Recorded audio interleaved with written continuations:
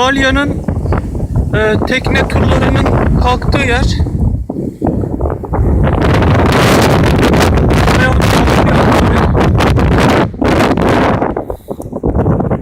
Burası Dalyan Göl.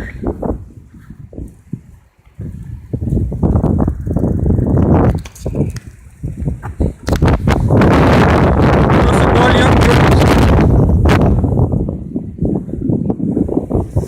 Şurada da minik oteller var. Şimdi yanlarından geçeyim.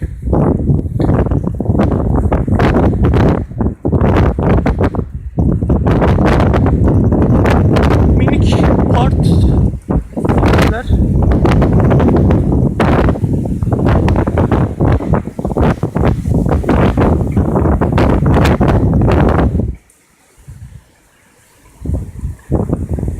Şimdi kapalı hepsi.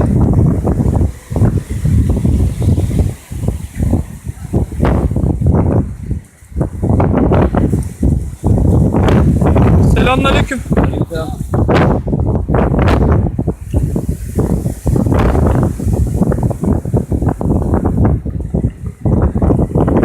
Burada genelde turistler kalıyor. Mesela BC Otel. Selamünaleyküm.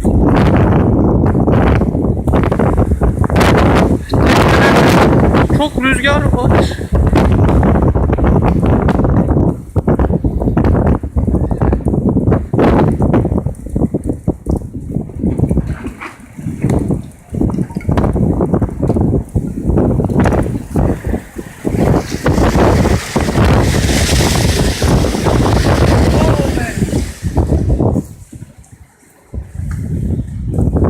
Neyse, bu video bu kadar.